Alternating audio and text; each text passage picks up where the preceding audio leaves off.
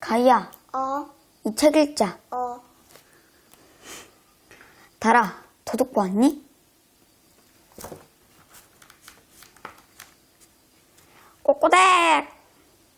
깊은 산속 백두 마을에 아침이 밝았어.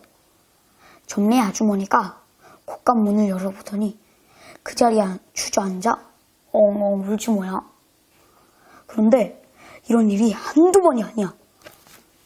어느 날은 김씨네 소 한 마리가 없어지고 또 어느 날은 돌쇠네 장이 항아리째 없어졌다지. 마을에 난리가 났지만 단 한 사람, 만길이는 관심이 없었지. 우리 집에 도둑이 안 들었는데 내가 알게 뭐람. 마을 사람들은 더 이상 가만히 있을 수가 없었어. 매일 밤마다 차례로 돌아가면서 마을을 지킵시다. 김씨의 말에 마을 사람들이 모두 찬성했어. 물론 만길이만 빼고 말이야. 그렇게 나머지 사람들이 마을을 지키는데 며칠이 지나도 도둑은 그림자도 안 보인단 말이야. 졸려. 도둑이 다른 마을로 간 건 아닐까. 마을을 지키던 사람들은 꾸벅꾸벅 졸기 일쑤였어. 그러던 어느 날이었어. 아이고. 만길이가 마당을 대굴대굴 굴렀어. 그러자 화가 잔뜩 나는 얼굴로 씩씩거리며 마을 사람들을 찾아갔지. 밤사이 뭘 했길래 도둑을 못 잡은 거야? 우리 집 한 가마니가 사라졌잖아. 마을 사람들이 어리둥절한 표정으로 말했어. 어젯밤에 도둑을 보지 못했는데 달이 뜨지 않아 잘 보이지 않았지만 말이야. 어젯밤에 달이 안 떴다고? 만길이는 잠깐 생각하더니 이내 큰 소리로 말했어. 내가 직접 달에게 물어보고 올 테니 왜 하필이면 어젯밤에 몹습을 감췄는지 또 도둑은 못 봤는지 말이야. 성질 급한 만길이는 그 길로 집을 나섰지. 만길이는 몇 날 며칠 동안 걷고 또 걸었어. 산을 10고개나 넘었으려나? 드디어 하늘과 제일 가까운 산방울이에 다다랐지. 해가 지고 밤이 되자 두둥실 달이 떠올랐어. 만길이는 달에게 지금까지 있었던 일을 말했지. 달이 만길이의 이야기를 듣고 대답했어. 저는 매일 하늘에 떠 있는걸요? 다만 마을에서 볼 때는 제 모습이 날마다 바뀌고 한 달에 한 번씩 모습을 감추지만 말이에요. 마침 그날 도둑이 훔쳐간 건 아닐까요? 만길이는 알쏭달쏭한 표정을 지었어. 그럼 넌 내 집에 든 도둑을 보았니? 빛이 없어서 온 세상이 깜깜하니 저도 보지 못했죠. 만길이는 도둑을 찾지 못하고 발걸음을 돌렸어. 쌀까마니를 영영 잃어버렸다고 생각하니 화가 더 치솟았지. 그러다 문득 달이 한 마리 떠올랐어. 달빛이 없는 깜깜한 밤이 한 달에 한 번씩 돌아온다고? 그럼 그날 밤은 내가 무엇을 하는지도 보이지 않는 거잖아. 만길이는 무슨 생각이 났는지 알 수 없는 미소를 지었어. 그러고는 마을로 돌아와 사람들에게 이렇게 말하지 뭐야. 달이 어찌나 쌀쌀맞고 못됐는지 모르겠다고만 하면서 나를 쫓아내던 걸. 그런데 다음 날부터 망길이가 계속 잠만 자네. 해가 하늘 높이 떠있는 한낮에도 말이야. 마을 사람들이 밭일을 하고 땔감을 해올 때도 망길이는 대청마리 위에 벌러덩 누워서 드르렁 드르렁. 망길이가 다리에게 다녀오더니 많이 피곤한가? 먼 길을 다녀왔으니 그럴만하지. 망길이의 모습이 보통 때와 달라 보였지만 사람들은 이상하게 생각하지 않았어. 날이 갈수록 달은 점점 작아지다가 모습을 감추었어. 또다시 달빛이 없는 어두컴컴한 밤이 되었지. 아니나 다를까 백두마을의 어느 집 곳간에서 검은 그림자가 바쁘게 움직였어. 그런데 검은 그림자는 다름 아닌 망길이지 뭐야? 늦지막이 일어난 망길이가 온 세상이 깜깜해진 틈에 쌀 한 가마니를 슬쩍 훔쳤던 거야. 망길이는 어떤 방법으로든 이른 만큼 되찾아와야 덜 억울한 것 같았거든. 마지막으로 한 번만 더 훔치자. 그리고 또 한 번, 두 번, 세 번. 망길이는 점점 대담해졌어. 처음에는 도둑만큼 훔치려고 했지만 어느새 망길이의 욕심은 끝없이 불어났지. 또 한 달이 지나자 깜깜한 밤이 찾아오자 망길이는 이제 요강에 호미까지 훔쳤어. 이것들을 시장에 내다 팔아 돈을 벌어야지. 망길이가 이웃집에서 물건을 훔쳐 살금살금 빠져나오고 있었어. 그런데 그만 쾅! 아이고 내 머리. 누구야? 망길이가 누구와 머리를 세게 박았는데 그 소리가 어찌나 큰지 땅이 울릴 정도였어. 어디 그뿐이야? 쨍그랑 깡깡깡. 훔친 물건들이 쏟아지면서 부딪히는 소리에 마을을 지키던 사람들이 헐레벌떡 달려왔지. 다들 나와봐요. 도둑 잡았어요. 두 청년이 도둑들을 단단히 묶고 소리쳤어.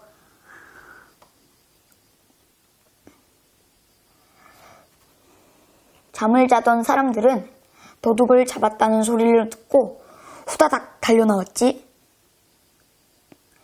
그동안 물건들을 모조리 훔쳐간 게 누군지 얼굴이나 봅시다. 도둑을 본 마을 사람들이 깜짝 놀랐어. 도둑이 한 명이 아니라 두 명이잖아. 아니, 자네는 망길이 아닌가? 망길이, 자네가 어떻게 그럴 수가 있나? 사또에게 말해서 혼쭐을 내줍시다. 마을 사람들은 화가 아주 많이 났어. 잔뜩 겁먹은 망길이는 비밀을 털어놓았지. 사실은 달이 말하길 한 달에 한 번씩은 온통 깜깜한 밤이 된다고 해서 그랬네. 처음에는 잃어버린 만큼만 훔치려고 했는데 자꾸만 욕심이 생겼어. 정말 미안하네. 마을 사람들은 그제야 한 달에 한 번씩 달이 보이지 않는다는 사실을 알게 되었어. 다시는 나쁜 짓을 하진 않을 테니 용서해주게. 한 번만 봐주십시오. 망길이와 도둑이 무릎을 꿇고 싹싹 빌자 마을 사람들은 이번엔 용서하기로 했어. 좋아. 그냥 넘어갈 순 없지. 마을 사람들은 두 사람에게 벌을 내렸어. 어떤 벌을 내렸냐고? 한 달에 한 번 달이 보이지 않는 밤에 마을을 지키는 거야. 컴컴한 오늘 밤에도 망길이와 도둑은 백두마을 어귀에서 꼬박 밤을 지새우고 있다지? 숲에도 친구가 살아요. 아, 차가워. 연두가 창문을 열자 콧잔등에 빗방울이 후두둑 떨어졌어요. 진짜 비가 오네. 연두는 실망스러운 표정으로 하늘을 올려다보았어요. 하늘에는 먹구름이 잔뜩 끼어 있었어요. 아빠 말 맞지? 오늘은 비가 와서 못 가겠구나. 아빠의 말에 연두의 얼굴은 울상이 되었어요. 이제는 그쳤나? 조금 있다가 연두가 다시 창문을 열었어요. 그런데 거짓말처럼 비가 그쳤어요. 하늘에는 먹구름이 사라지고 햇살이 비쳤어요. 연두의 얼굴도 덩달아 환해졌어요. 아빠! 비가 그쳤어요! 연두가 신이 나서 소리쳤어요. 연두는 아빠와 집 뒤편에 있는 숲으로 향했어요. 비가 막 개인 숲은 여느 때와 다른 모습이었어요. 풀잎마다 구슬 같은 빗방울이 앉아 있었어요. 연두가 풀잎을 톡 건드리면 빗방울이 또르르 굴러떨어졌어요. 길에 물 웅덩이도 생겼어요. 연두는 물 웅덩이가 보이면 펄짝펄짝 뛰어넘었어요. 아빠가 주의를 주었지만 연두는 재미있기만 했어요. 잠깐! 이게 무슨 소리지? 아빠가 갑자기 걸음을 멈추었어요. 길가 풀숲에서 이상한 소리가 났어요. 아빠가 조심스레 소리가 나는 쪽으로 다가갔어요. 연두도 아빠 뒤를 살금살금 따라가 보았어요. 그곳에는 새끼 너구리가 웅크리고 있었어요. 새끼 너구리는 송곳니를 보이며 으드렁거렸어요. 연두는 무서워서 얼른 아빠 뒤로 숨었어요. 저런, 다리를 다쳤구나. 정말 너구리 다리에서 새빨간 피가 나오고 있었어요. 사람들이 쳐놓은 덫에 걸렸나 보구나. 데리고 가서 치료해줘야겠다. 아빠는 셔츠를 벗어서 새끼 너구리를 감싸 품에 안았어요. 동물병원 원장님인 아빠는 새끼 너구리를 데리고 와서 치료해 주었어요. 이제 됐다. 며칠만 있으면 다 나을 거야. 새끼 너구리는 붕대에 감긴 발이 이상한지 자꾸 핥았어요. 연두는 멀찌감치 떨어져 새끼 너구리를 지켜보았어요. 자, 배고플 테니 이거라도 먹으렴. 아빠가 새끼 너구리에게 우유를 가져다 두었어요. 하지만 새끼 너구리는 여전히 무섭게 으르렁거렸어요. 아빠가 치료해줬는데 왜 으르렁거려? 나쁜 너구리인가 봐. 연두가 투덜대며 새끼 너구리를 바라보았어요. 너구리가 사람을 경계하는 건 우리 때문이야. 사람들이 덫을 놓아 너구리가 다쳤거든. 아빠는 새끼 너구리를 가여워했어요. 새끼 너구리는 우유를 전혀 먹지 않았어요. 잘 먹어야 상처가 빨리 아물 텐데.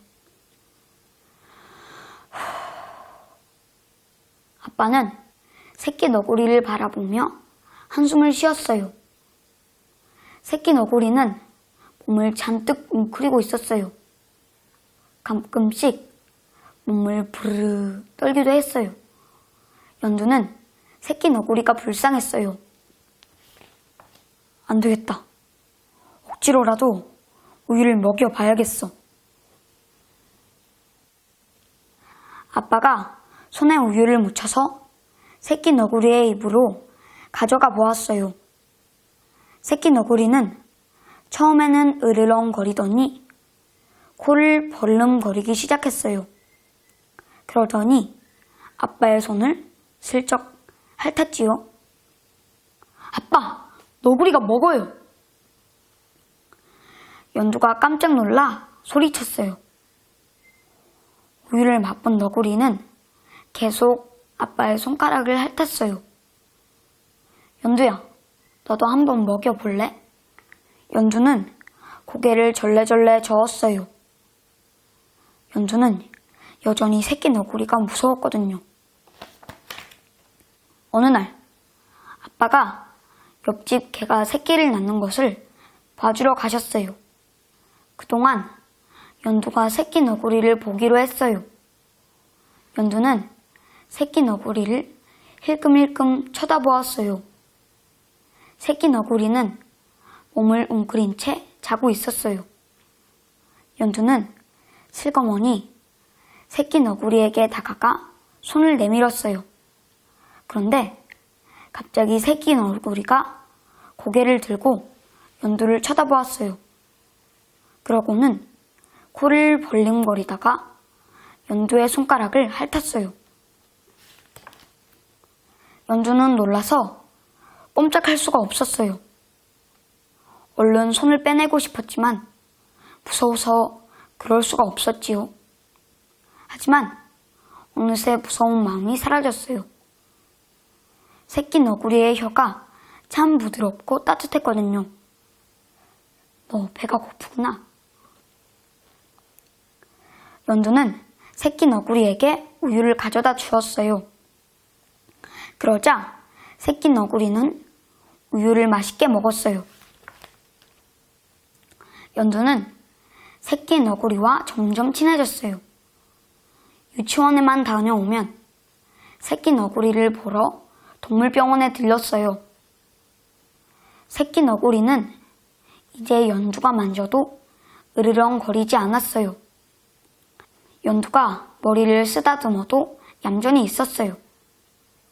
우리에서 꺼내놓으면 연두 뒤를 졸졸 따라다니기도 했어요. 너구리가 네가 좋은가 보다. 아빠가 연두와 새끼 너구리를 흐뭇하게 바라보았어요. 새끼 너구리는 처음보다 살이 붙어 통통해졌어요. 어느 날 아빠가 새끼 너구리를 보며 말했어요. 건강해진 것 같으니 이제 놓아줘야겠다. 연두는 새끼 너구리와 헤어지기가 싫었어요. 안 돼요. 내가 키울래요. 새끼 너구리는 숲에서 살아야 돼. 연두는 엄마도 없고 아빠도 없는 그런 곳에서 행복하겠니? 연두는 아무 말도 할 수 없었어요. 생각만 해도 너무 외롭고 무서울 것 같았거든요. 연두와 아빠는 새끼 너구리를 숲에 놓아주었어요. 새끼 너구리는 잠시 머뭇거리다가 숲을 속으로 사라졌어요. 연두는 새끼 너구리가 사라진 곳을 한참 동안 바라보았어요. 아빠, 새끼 너구리가 또 다치면 어떡해요? 연두가 걱정스럽게 물었어요. 사람들이 덫을 놓아 다치는 동물들이 많단다. 동물들이 잘 살 수 있도록 연두는 잘 지켜줄 거지? 연두는 힘차게 고개를 끄덕였어요. 일요일이면 연두는 아빠와 함께 숲에 산책을 나왔어요. 숲에 오면 항상 새끼 너구리가 생각났어요. 그래서 연두는 자꾸만 주변을 두리번거렸어요. 새끼 너구리가 금방이라도 뛰어나올 것 같았거든요. 아빠, 새끼 너구리는 잘 살고 있겠죠? 그럼 건강하게 잘 살고 있을 거야. 아빠는 연두의 손을 꼭 잡아주었어요. 끝. 신데렐라. 신데렐라는 무도회에 무척 가고 싶었어요. 하지만 새 어머니는 두 어머니만 데리고 궁전으로 갔지요. 그때 신데렐라의 앞에 요정 할머니가 나타났어요. 과연 신데렐라는 무도회에 갈 수 있을까요? 옛날 어느 마을에 착하고 예쁜 여자아이가 살았어요. 여자아이는 부모님의 사랑을 듬뿍 받으며 행복하게 지냈지요. 그러던 어느 날 여자아이에게 슬픈 일이 생겼어요. 어머니가 큰 병에 걸려 그만 세상을 떠난 거예요. 시간이 흘러 아버지는 새 어머니를 맞이했어요. 아버지는 새 어머니와 두 언니를 여자아이에게 소개했지요. 여자아이는 새로운 가족이 생겨 몹시 기쁘고 설레었어요.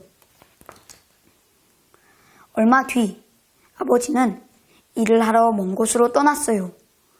그러자 새 어머니와 두 언니는 여자아이에게 온갖 구박을 하며 힘든 집안일을 시키기 시작했어요. 바닥에 윤이 닿도록 깨끗이 닦아라. 굴뚝 청소도 잊지 말고. 여자아이의 옷에는 늘 시커먼 재가 묻어 있었어요. 그래서 여자아이는 제투성이 여자아이라는 뜻이 신데렐라라고 불렸죠. 어느 날 궁전에서 무도회를 연다는 소식이 들려왔어요. 두 언니는 무도회에 갈 생각에 한껏 들떴지요. 빨간 드레스를 입으면 원장님이 좋아하시겠지? 이 연보라색 드레스는 어때? 하지만 신데렐라는 일이 더 늘어났어요. 온종일 두 언니의 드레스를 손보고 다림질을 해야 했거든요. 무도회 날, 새 어머니는 두 언니만 데리고 집을 나섰어요. 무도회에 몹시 가고 싶었던 신데렐라는 서글퍼서 눈물을 뚝뚝 흘렸지요. 그때 어디선가 다정한 목소리가 들려왔어요. 신데렐라야, 울지 말거라. 신데렐라가 고개를 들어보니 요정 할머니가 환히 웃으며 서 있었어요. 할머니, 저도 무도회에 가고 싶어요.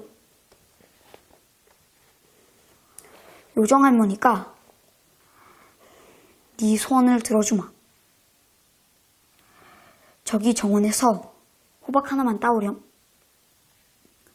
신데렐라는 요정 할머니의 말대로 호박을 가져왔어요. 그런데 요정 할머니가 지팡이로 호박을 톡 건드리자 호박이 순식간에 아름다운 황금마차로 변하는 것이 아니겠어요? 어디 보자. 마차를 끌 말이 필요하네. 요정 할머니는 이리저리 주변을 살펴보았어요. 그러다가 마당 한 구석에 있던 쥐덫을 발견했지요. 신데렐라야, 이 쥐덫의 문을 조금만 열어주겠니?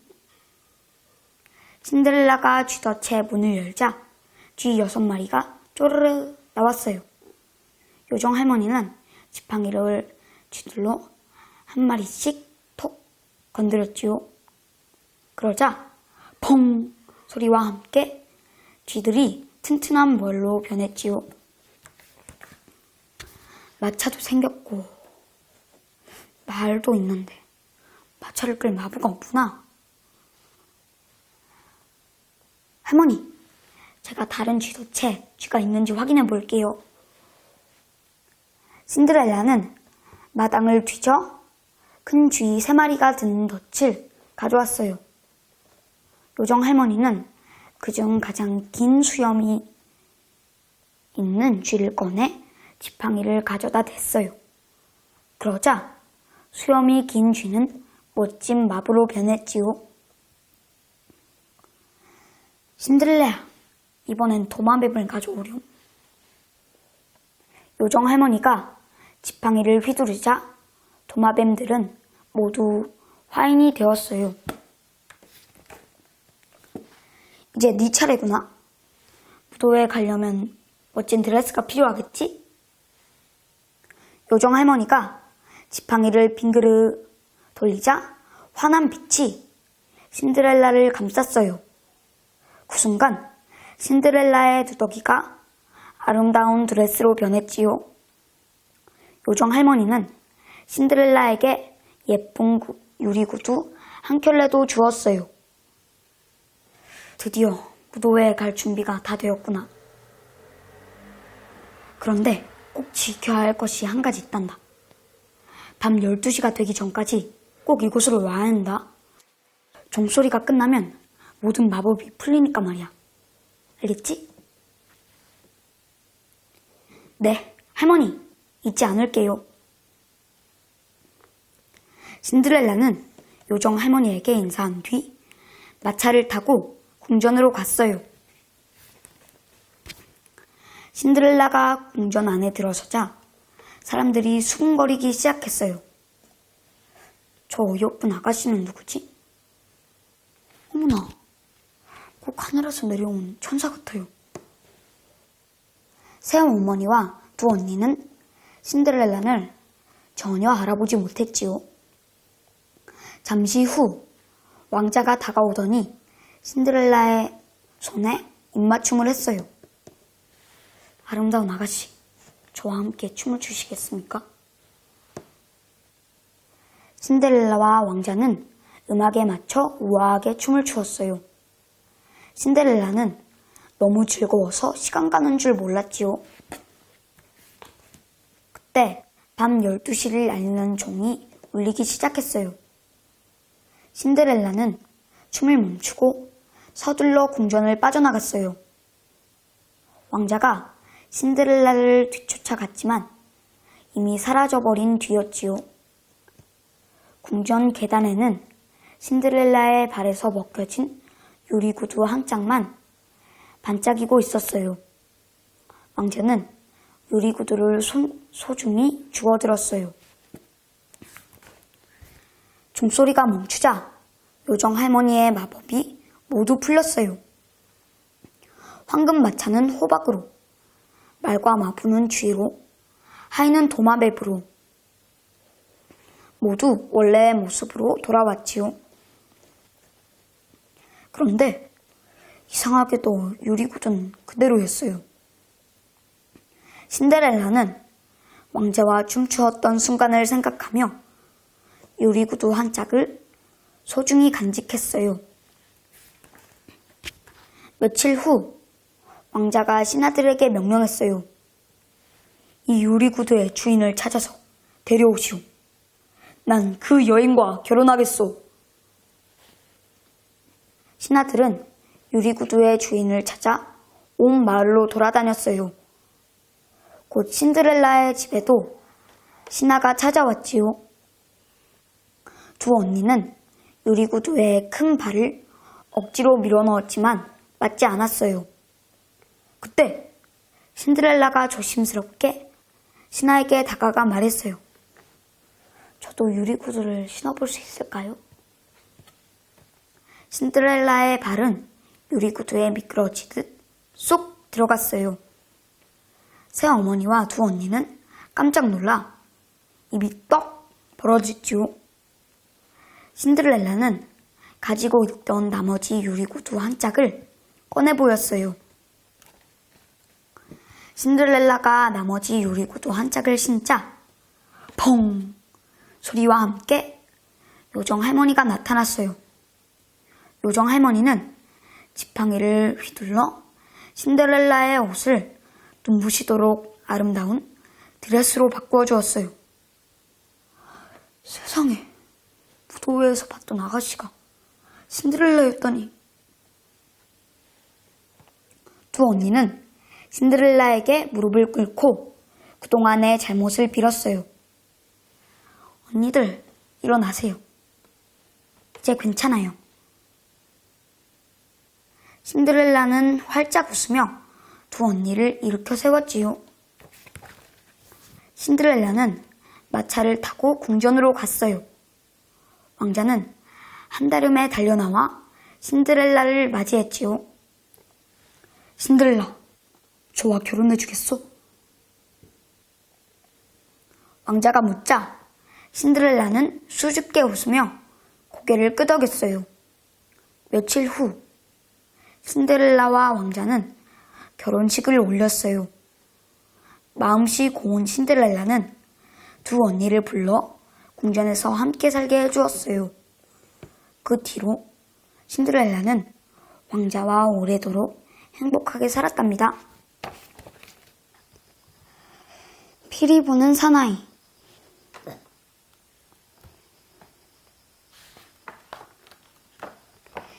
옛날 독일 어느 도시에서 일어난 일입니다. 브라운슈바이크 지방의 하노버시 옆에는 헤멜른이라는 작은 도시가 있어요. 길고 넓은 베저강은 하멜른을 지나 남쪽으로 흐르지요. 하멜른은 작고 아름다운 도시입니다. 그러나 이 이야기가 시작되기 약 500년 전에는 사람들이 하멜론에서 아주 큰 괴로움을 겪고 있었습니다. 작고 징그러운 동물 때문에 말이에요. 이 녀석들은 컹컹 짖는 개와 싸우기도 하고 어느 때에는 고양이에게 덤비기도 했어요. 쌕쌕 잠든 아이를 깨물기도 하고 고소한 치즈도 갉아먹었어요. 스프를 핥아먹거나 절인 생선을 모조리 먹어치우기도 했지요. 이 작은 녀석들이 음식을 모조리 먹어치우는 통에 사람들은 배고픔에 시달려야 했어요. 게다가 높고 낮은 소리로 어찌나 찍찍 떠드는지 시끄러워서 잠을 잘 수가 없었어요. 이 녀석들이 어떤 녀석들인지 알겠나요? 바로 쥐였지요. 더 이상 못 참겠어. 내 드레스를 다 망쳐놓았어요. 안 되겠어. 당장 시청으로 갑시다. 화가 난 사람들은 시청으로 우르르 몰려갔습니다. 시장님, 쥐를 없앨 방법을 찾아주세요. 의원님들, 제발 어떻게 좀 해보세요. 사람들이 소리치자 시장과 시의원들은 어쩔 줄을 몰라 쩔쩔맸어요. 글쎄요. 좋은 수가 떠오르지 않네요. 사람들은 시장의 말에 더욱 화를 냈습니다. 이를 해결하지 않으면 당신들을 몰아내겠소. 사람들이 떠나고 시장과 시의원들은 머리를 맞댔습니다. 하지만 아무리 생각해도 좋은 방법이 떠오르지 않았어요. 한참 뒤 시장이 입을 열었습니다. 아이고 머리야. 여기서 멀리 떨어진 데 살았으면 좋았을걸. 자, 한 사람씩 좋은 생각을 내보시오. 그런데 모두 다 우물쭈물 할 뿐 뾰족한 방법이 없었어요. 그때 문을 두드리는 소리가 났습니다. 똑똑. 아이고, 이게 무슨 소리지? 쥐떼가 때로 몰려오는 소리는 아닐까? 시장과 시의원들은 문을 두드리는 소리에 쥐들이 몰려오는 소리 같아서 심장이 콩닥콩닥 뛰었어요. 과연 무슨 일일까요? 시장이 용기 내어 크게 소리쳤습니다. 들어오시오. 그러자 낯선 차림이 한 남자가 성큼성큼 들어오는 게 아니겠어요? 그 사람은 알록달록한 옷을 입고 망토를 두르고 있었습니다. 모자에는 긴 깃털을 달고 있었고요. 큰 키와 마른 몸, 날카로운 눈, 매스러운 뺨과 수염없는 턱, 웃음을 머금은 입술. 아무도 그 사람이 누구인지 몰랐습니다. 낯선 사람이 씩씩하게 말했습니다. 저는 떠돌이 음악가입니다. 마법으로 하늘 아래 사는 모든 동물을 불러 모을 수 있죠. 게다가 동물들이 제 뒤를 졸졸 따라오게 할 수 있습니다.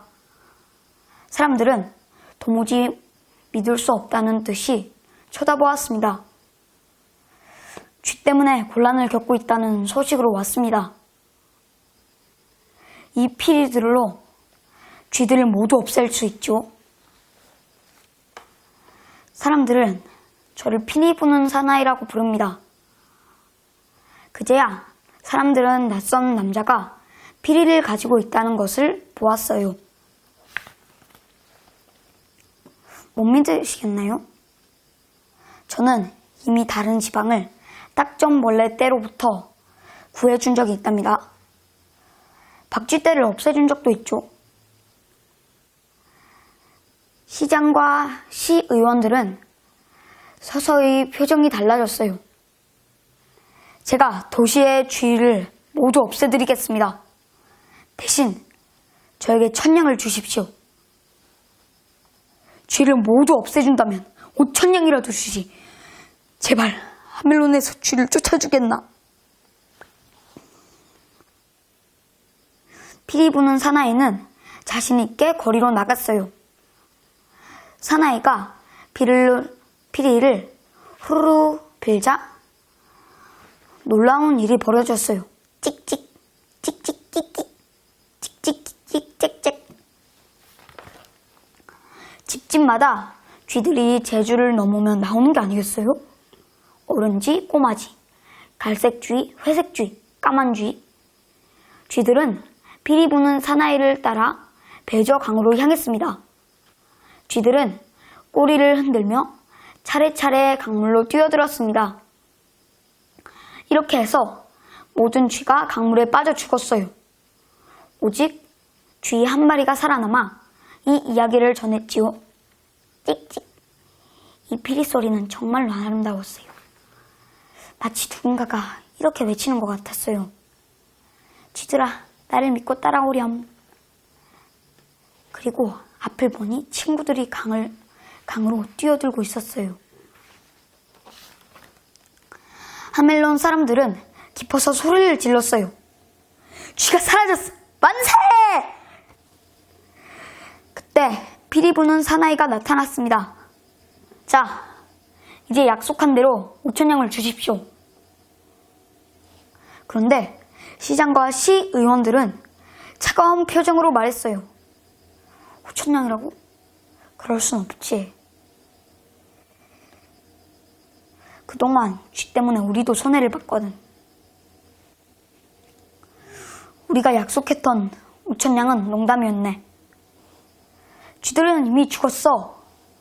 다시 나타나지 않는다고. 그러니까 여기 50냥이나 받게. 피리 부는 사나이는 화가 나서 큰 소리로 말했어요. 내가 푼돈이나 받으려고 이곳에 온 줄 알아? 시장과 시의원들은 그래도 달라지지 않았습니다. 받기 싫으면 받지 마세.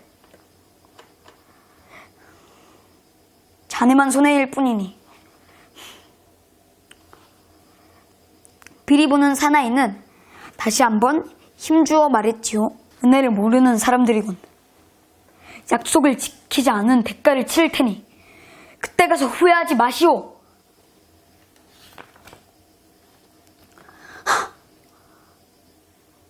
시장은 코를 찡긋하더니 이렇게 말했어요.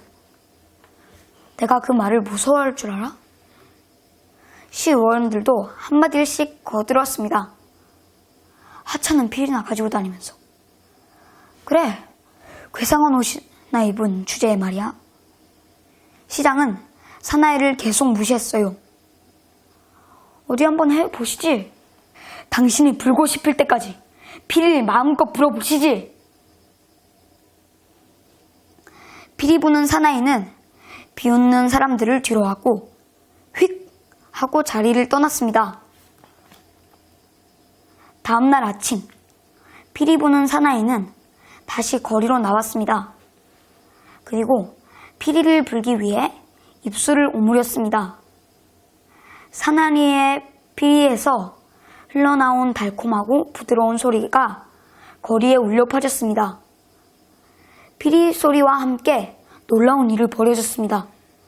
사뿐사뿐, 깡충깡충. 하멜론의 아이들이 피리 소리에 이끌려 집 밖으로 나오기 시작했습니다.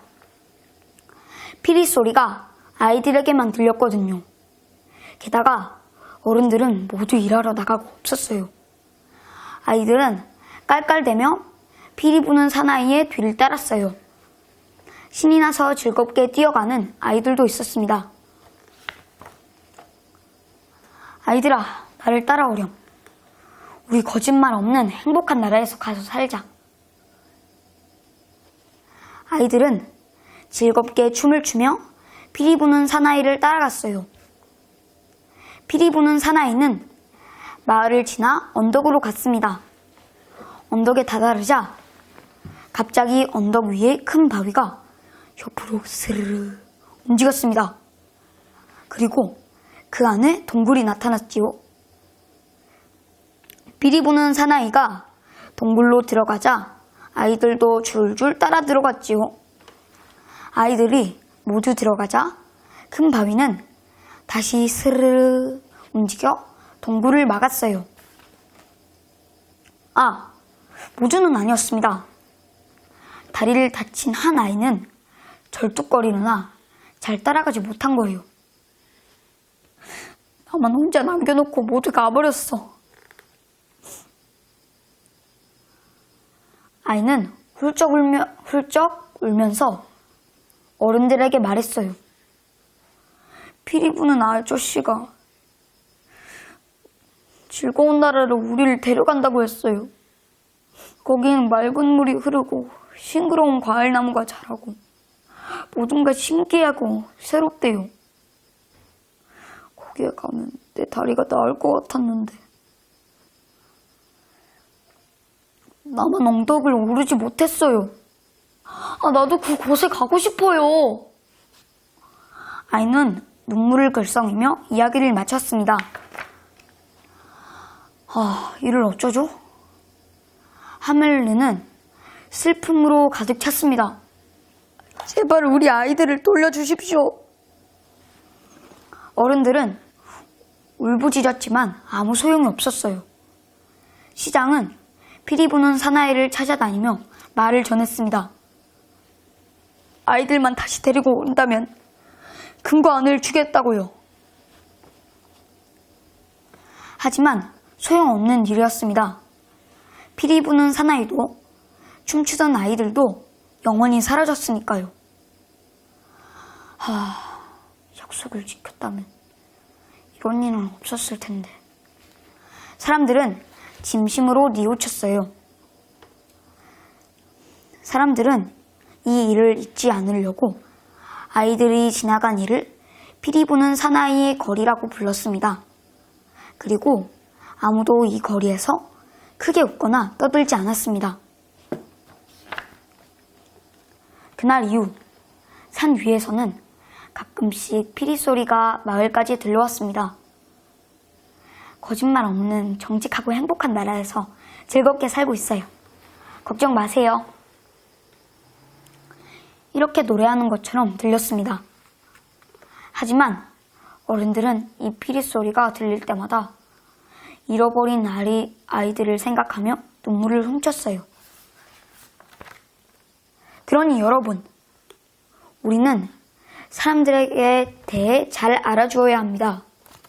겉모습만 보고 그 사람을 무시하거나 막대하면 안 돼요.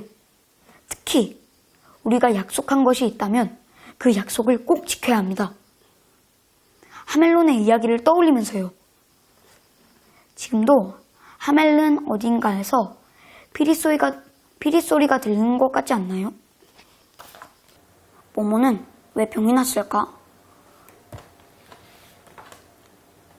모모는 텔레비전 보기를 참 좋아해요. 아침에 일어나면 텔레비전부터 켜지요. 모모가 좋아하는 만화 영화를 시작하거든요. 하지만 그때마다 엄마가 큰 소리로 모모를 불러요. 모모야, 얼른 아침 먹고 유치원 가야지. 아쉽지만 유치원에 가려면 얼른 아침을 먹어야 했어요. 식탁 위에는 콩나물국, 시금치, 달걀 무침, 오이 김치가 있었어요.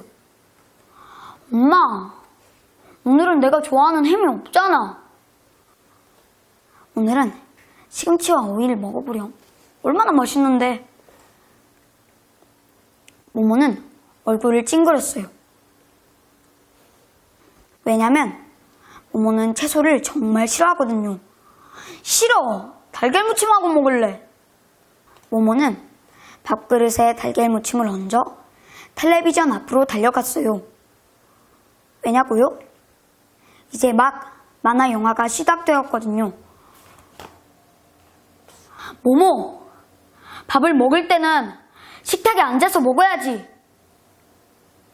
엄마가 화난 얼굴로 모모에게 말했어요. 모모는 어쩔 수 없이 식탁에 앉았어요. 모모, 시금치를 좀 먹어봐. 고소하고 맛있어. 엄마가 밥 위에 시금치를 올려주었어요. 싫어. 난 시금치를 싫어한단 말이야. 모모는 고개를 가로저었어요. 그럼 오이김치를 먹어봐. 아삭아삭하고 맛있어. 싫어. 난 오이김치 먹기 싫어. 결국 모모는 달걀무침하고만 밥을 먹었어요. 음식을 골고루 먹어야 병에 걸리지 않는단다. 엄마가 식탁을 치우며 걱정스럽게 말했어요.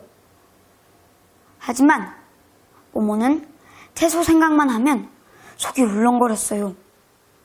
뱃속에서 채소들이 막 자라날 것 같았거든요. 모모는 유치원을 향해 터벅터벅 걸어갔어요. 아침을 조금 먹은 탓인지 힘이 없었어요. 그런데 바로 옆에 미미가 걸어가는 게 아니겠어요? 모모는 미미를 보자 반가워서 큰 소리로 불렀어요. 미미야, 같이 가자! 미미는 유치원에서 모모가 가장 좋아하는 친구예요. 모모는 오늘 처음으로 미미의 옆자리에 앉았어요. 물론 점심시간에도 나란히 앉아 밥을 먹었지요. 그런데 식탁에 앉은 모모는 멍하니 앉아 있는 거예요. 배 안 고파? 왜 밥 안 먹어? 밥에 콩이 들어있어. 콩이 어때서? 콩 몸에 좋은 음식이야.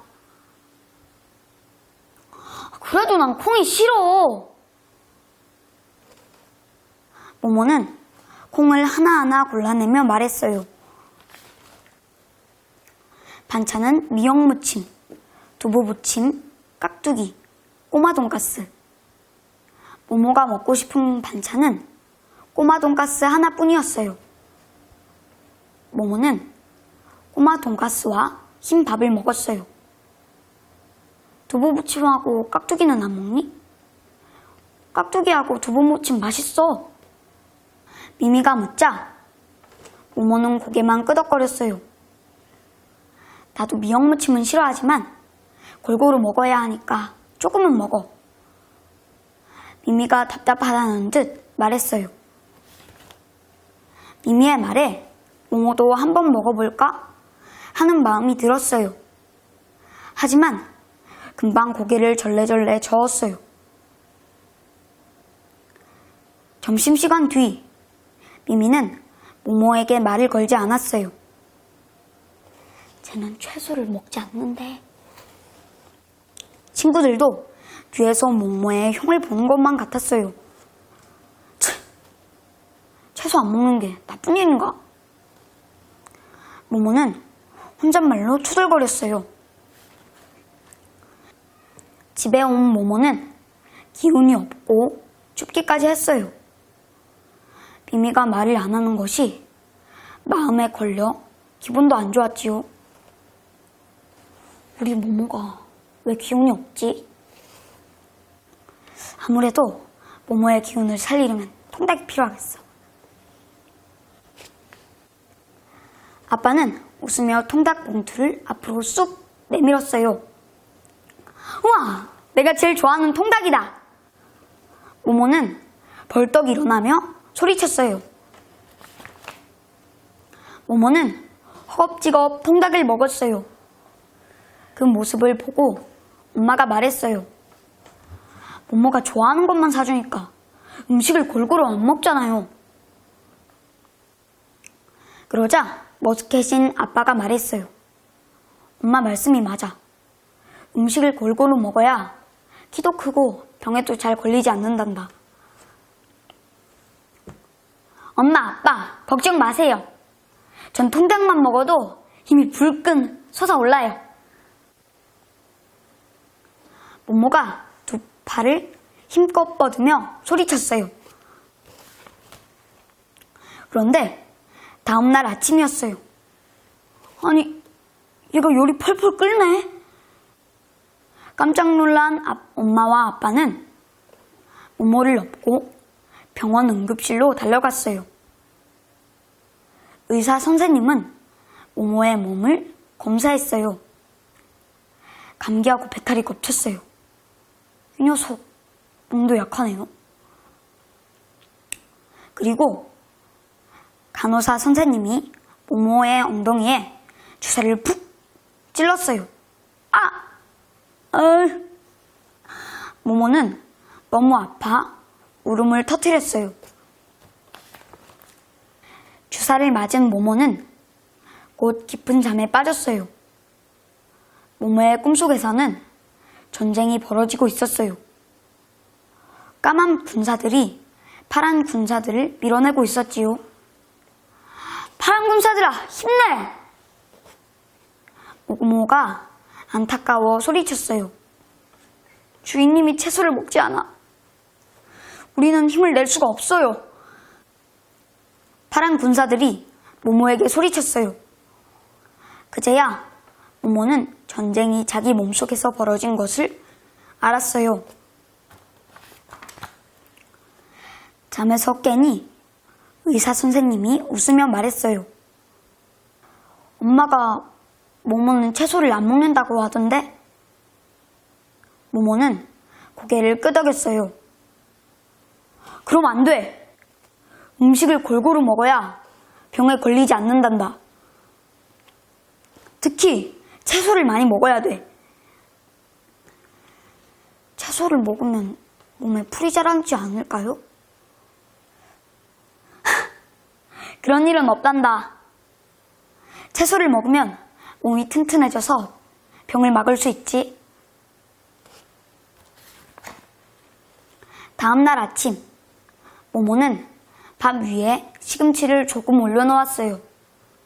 그때 문득 파란 군사들의 목소리가 들려왔어요. 주인님이 채소를 먹지 않아. 우리는 힘을 낼 수가 없어요.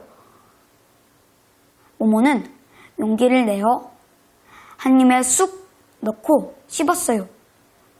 꼭꼭 씹어 먹자 시금치가 점점 고소해졌어요. 엄마, 시금치가 고소해요. 모모가 웬일이야? 내일은 해가 서쪽에서 뜨겠네? 엄마가 환하게 웃으며 말했어요. 모모는 점심시간에 콩밥과 멸치볶음도 꼭꼭 씹어 먹었어요. 웬일이니? 네가 콩밥에 멸치볶음까지 먹는다니. 미미가 놀란 표정으로 물었어요. 채소를 많이 먹어야 파란 군사들이 튼튼해지거든. 모모가 방긋 웃으며 말했어요. 파란 군사? 아무튼 네가 잘 먹으니까 나도 기분이 좋아. 요술 항아리. 부지런한 농부가 요술 항아리 덕분에 부자가 되었어요. 그런데 욕심쟁이 마을 원님이 농부의 요술 항아리를 빼앗아갔지요. 과연 원님도 농부처럼 부자가 되었을까요?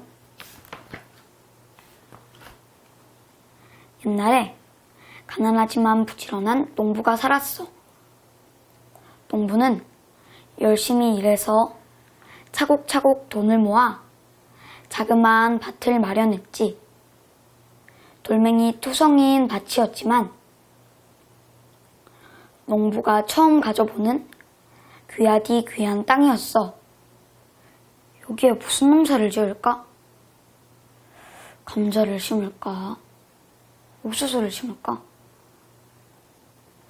농부는 싱글벙글 웃으며 밭을 일구었지. 다음 날에도 농부는 꼭두 새벽부터 밭에 나가 괭이로 흙을 파고 돌을 골라냈어. 그런데 갑자기 덜그덕하고 괭이 끝에 무언가 닿는 소리가 들리지 뭐야. 농부가 흙을 걷어내니 항아리 주둥이가 보였어. 농부는 항아리를 힘껏 잡아당겨 밖으로 꺼냈지. 밭 한가운데 웬 항아리람? 물정의 병이니 집에 가져가서 써야겠다. 농부는 항아리를 집으로 가져와 괭이를 넣어두었어. 이튿날 농부가 밭에 나가려고 항아리에서 괭이를 꺼냈어. 그런데 항아리에서 괭이 한 자루가 또 있는 거야. 우리 집에 괭이가 2자루였나? 농부는 어리둥절해하며 다시 괭이를 꺼냈어. 그랬더니 항아리에 괭이가 또 들어있지 뭐야? 이상하다. 내가 아직 잠이 안 깼나? 농부는 정신을 바짝 차리고 다시 괭이를 꺼냈어. 하지만 이번에도 항아리에 괭이가 들어있었지. 농부는 하도 신기해서 항아리에 엽전 한 잎을 넣었다가 꺼내보았어. 아니나 다를까 항아리에 엽전이 또 들어있었지. 오호, 이 항아리는 무엇이든 넣으면 자꾸자꾸 나오는 요술 항아리구나. 농부는 항아리에서 엽전을 꺼내고 또 꺼냈어. 그러자 마당에 엽전이 산처럼 수북히 쌓였지. 농부는 신이 나서 덩실덩실 춤을 추었어. 요술 항아리 덕분에 농부는 큰 부자가 되었어. 이 소식을 들은 부자 영감은 샘이 나서 견딜 수가 없었지. 요술 항아리가 나온 밭을 농부에게 판 사람이 바로 부자 영감이었거든. 요술 항아리를 꼭 내 손에 넣고야 말겠다. 부자 영감은 온종일 요술 항아리를 빼앗을 궁리만 했어. 그러다 번뜩 좋은 생각이 떠올랐지. 부자 영감은 불이 나게 농부의 집으로 달려갔어. 당장 내 요술 항아리를 돌려주게! 부자 영감은 다짜고짜 농부에게 소리쳤어. 나는 자네에게 밭만 팔았지 항아리는 팔지 않았네. 그러니 어서 요술 항아리를 돌려주게.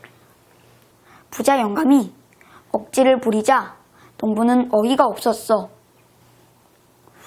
아니, 그게 무슨 말씀이십니까? 제 밭에 묻혀있던 것이니 당연히 제 것이죠. 두 사람은 서로 요술 항아리가 자기 것이라며 다투었어. 결국 농부와 부자 영감은 요술 항아리를 들고 원님에게 갔어. 저희 둘 중에 이 요술 항아리의 주인이 누구인지 가려주십시오. 원님은 의심이 가득한 눈으로 말했어. 이 항아리가 요술 항아리라고?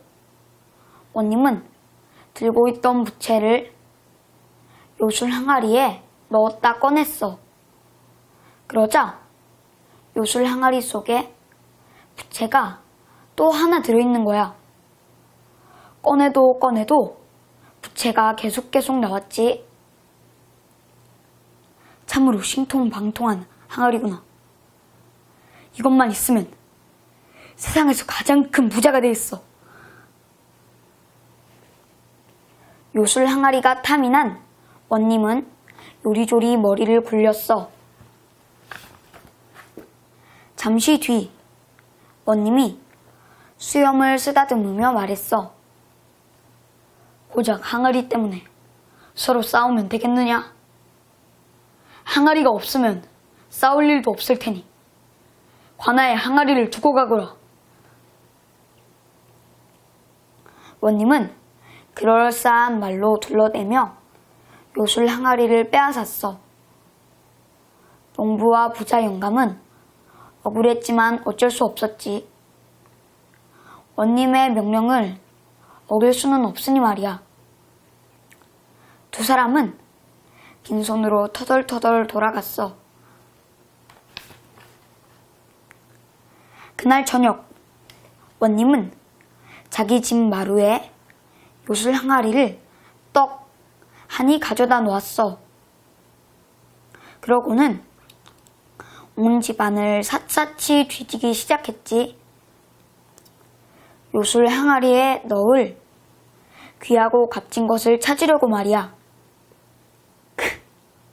무엇을 넣어야 큰 부자가 되고 값비싼 도자기를 넣을까? 아니지, 금덩이를 넣는 게 더 좋겠구나. 원님은 곧 부자가 된다는 생각에 절로 웃음이 나왔어. 그 사이 원님의 아버지가 방에서 나왔다가 요술 항아리를 발견했어. 웬 항아리인고 뭐 좋은 것이라도 들어있나? 아버지는 궁금한 마음에 머리를 쑥 넣고 요술 항아리 안을 들여다보았어. 그런데 이를 어쩌면 좋아. 아버지가 기우뚱하더니 요술 항아리 속으로 쏙 빠져버린 거야. 아이고, 아범아, 나 좀 살려다오. 원님은 깜짝 놀라 마루로 헐레벌떡 뛰어갔어. 그랬더니 아버지가 요술 항아리 속에 있지 뭐야. 원님은 요술 항아리에서 아버지를 꺼냈어. 그런데 세상에, 요술 항아리 속에 아버지가 또 있는 거야. 원님이 아버지를 꺼내고 또 꺼내도 요술 항아리에서 아버지가 자꾸자꾸 나왔어. 그러다 어느새 마루가 아버지들로 꽉 차버렸지. 원님은 진짜 아버지를 찾으려고 큰 소리로 외쳤어. 아버지! 그러자 아버지들이 한 목소리로 대답했지. 뭐냐, 왜 그러느냐. 원님은 기가 막혀서 털썩 주저앉았어. 그런데 더 큰 문제가 생겼어. 아버지들끼리 서로 자기가 진짜라며 싸움이 난 거야. 얘끼, 내가 진짜다. 가짜들은 물러섰거라. 무슨 소리? 내가 진짜이니라. 아버지들은 서로 움켜잡고 한바탕 소동을 벌였어. 그때였어.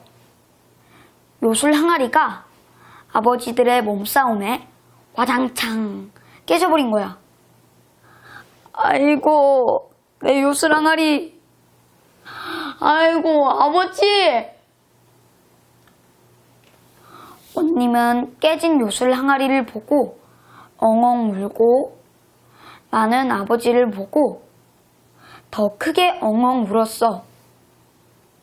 하지만 후회해도 이미 소용없는 일이었지. 그 뒤로 원님은 잘못을 뉘우치고 여러 명의 아버지들을 모시며 살았대. 끝.